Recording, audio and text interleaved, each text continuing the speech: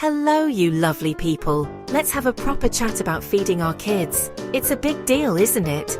We want our little ones to burst with energy, bright eyes, and sharp minds, grow up strong and happy. And guess what? The food we put on their plates plays a massive part. It's not just about filling their tummies, fueling their adventures, fueling their learning, fueling their laughter, fueling their moods. Good food is the foundation for a brilliant life. It's that simple. The world of food can feel confusing sometimes. You hear one thing on the telly, another thing from a friend. Supermarket aisles are packed with choices. It can make your head spin. I want to strip that noise away and bring it back to one simple, powerful idea. Balance. That's our magic word. Balance is key. It's not about banning things or feeling guilty.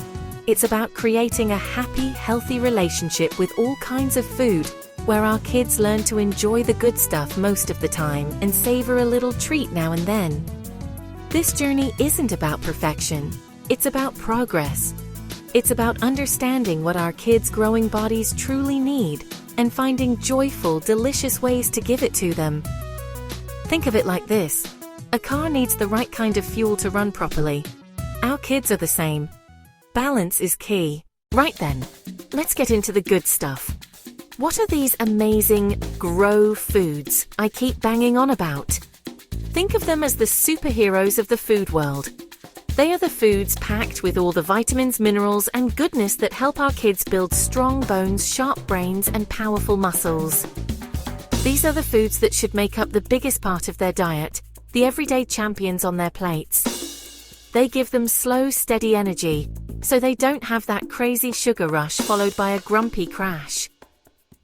These foods are real, they are fresh, and they are often beautifully colorful. So what's on the team sheet for these grow foods? The more colors you can get on their plate, the better. Then we have our proteins, the body's building blocks. We're talking about lovely eggs, lean chicken, fish, and fantastic plant-based powerhouses like beans, lentils. These are essential for helping them grow big and strong. Next in our lineup are the whole grains. We're talking about brown rice, whole wheat bread, oats, and wholemeal pasta. These are our go foods, giving kids that long-lasting energy they need to run, jump, and play all day long. Unlike their white processed cousins, they release their energy slowly and are packed with fiber to keep their tummies happy. And we can't forget dairy or its alternatives.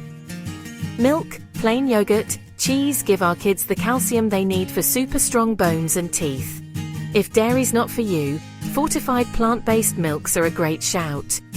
Putting it all together isn't complicated. A grow meal is simply a mix of these wonderful things. A bowl of porridge with berries for breakfast. A whole wheat sandwich with some chicken and a side of cucumber sticks for lunch. A lovely fish pie with a mountain of peas and sweet corn for dinner. See? It's not about fancy recipes. It's about good, honest ingredients. These are the foods that love our kids back, fueling their bodies and minds for everything life throws at them. Making these foods the star of the show is the first, most important step. Okay, let's talk about the other side of the coin, the treats, or what I like to call sometimes foods. These are the foods that often get a bad rap. The sweets, the crisps, the fizzy drinks, the cakes, the biscuits. And let's be honest, they are delicious. They are often high in sugar, salt, and fats that don't do our bodies many favors. They provide a quick burst of energy and a lot of pleasure, but they don't offer much in the way of the vitamins and minerals our kids need to thrive. They are quite simply a treat. Now, here's the crucial bit. Calling them sometimes foods is so much better than calling them bad foods. When we label a food as bad or naughty, we give it a mysterious power. It becomes forbidden, which can make kids want it even more. It can also create feelings of guilt when they do eat it. We don't want that. Food should be about enjoyment and nourishment, not shame. By calling them sometimes foods, we teach a really important lesson in a positive way. We're saying, these are lovely, but they aren't for every day. It's usually the highly processed stuff. Think sugary cereals, drinks in lurid shades, bags of salty crisps, and most fast food. These foods are fine in small amounts, but the problem is when sometimes starts to become often or even every day. That's when it can start to push the good stuff off the plate and affect our kids' health, their energy levels, and even their ability to concentrate at school. The goal is to keep these foods in their rightful place, as a small, joyful part of a bigger, healthier picture. We've talked about grow food, sometimes foods. Now, let's put it all together. Balance is key. This isn't just a catchy phrase. It's the heart of a healthy, happy approach to eating. It's the middle ground between a super strict, no-fun diet and a free-for-all of junk food. Balance means teaching our kids all foods can fit, just in different amounts and frequencies. Think of it like a pie chart. Most of the pie, 80 to 90%, should be fruits, veggies, whole grains, lean proteins, dairy. That's the foundation. It keeps them healthy, energized, growing well. The small slice is for treats. This approach takes the pressure off. Right, theory is one thing, but how do we actually make this happen in a busy, real-world family? The secret is to start small. Focus on 1 or 2 simple, manageable changes at a time. It's evolution, not revolution. Every little step is a victory. Try small sandwich swaps. White bread, then 1 slice white plus, 1 slice whole wheat, then 2 slices whole wheat. Swap sugary cereals for porridge with a drizzle of honey and some berries, or whole grain toast. Offer crunchy veg sticks with hummus. Make water the main drink. On the left, cola. On the right, sparkling water with a slice of lemon and a sprig of mint. Let's be real, life is hectic. Going in with a plan is your secret weapon. Jot down meals for the week, then write your list. It stops wandering and biscuit and crisp temptations. Stick to the list. Spend time in the outer aisles. Fruit and veg, meat and fish, dairy. Get a rainbow in your trolley. Middle aisles house more processed foods. Shop with intent. And never shop hungry. Everything looks irresistible. Get friendly with one-pan dishes. Protein and veg on a single tray. Easy, minimal washing up. Soups are lifesavers. Pack with veg, use up what's left. Batch on weekends for quick lunches. Frozen veg are peak fresh and chopped.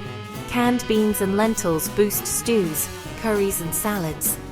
Even your simplest home-cooked plate usually beats a takeaway for health. It doesn't have to be fancy to be fantastic.